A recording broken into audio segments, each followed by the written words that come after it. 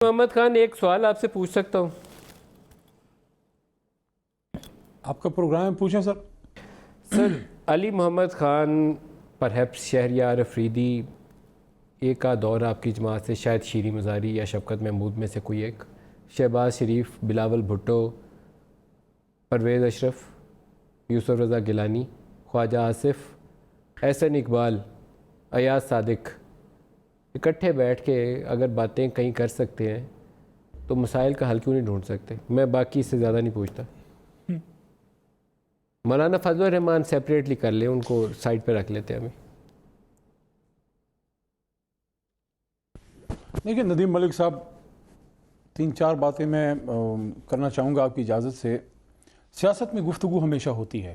سیاست کا مطلب ہے مسائل کا حل نکالنا، لیکن اس کا مطلب اگر کسی نے یہ سمجھ لیا ہے کہ آپس میں مل بیٹھ کے پاور شیئرنگ کی جائے اور پھر حکومت کی جائے، عوام کے مسائل کو ڈھال بنا کے اپنے اپنے ایشوز، ذاتی مسائل حل کیے جائیں، یہ سیاست پاکستان میں ملک صاحب ہوتی رہی ہے۔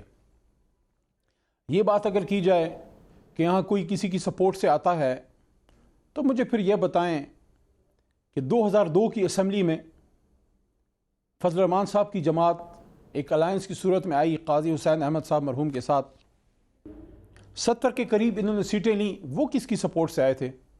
میں ایل ایف او میں انہوں نے کس کو سپورٹ کی تھی؟ ٹھیک ہے، آپ میرا سوال سائڈ پہ چھوڑ کے چلے گئے۔ آپ جتنا مرضی بولیے گا، میں آپ کو کھلا ٹائم دوں گا، میرے سوال کا پہلے جواب دے دیں۔ اس میٹنگ میں پھر کیا طے پایا جب آپ بیٹھے تھے؟ کون سی میٹنگ؟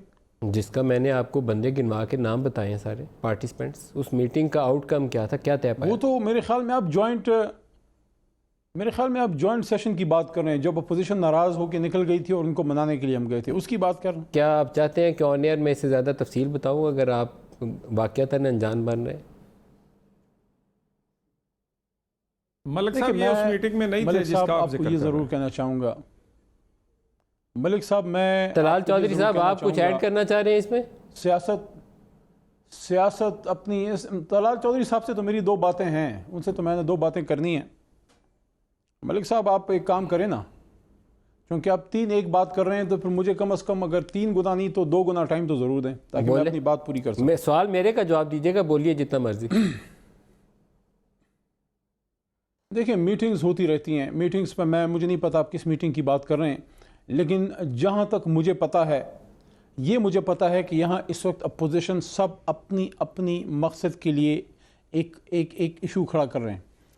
زرداری صاحب کو اپنی کرپشن کیسز کا مسئلہ ہے، میاں صاحب کو اپنے کرپشن کیسز کا مسئلہ ہے، مولانا فضل الرحمان صاحب جو ہیں وہ چاہتے ہیں کہ کسی نہ کسی طریقے سے وہ اس سٹیٹس کو کا حصہ دوبارہ بن جائیں جس میں ان کو وزارت بھی ملتی تھی، جن کو اس میں سب کچھ ملتا تھا۔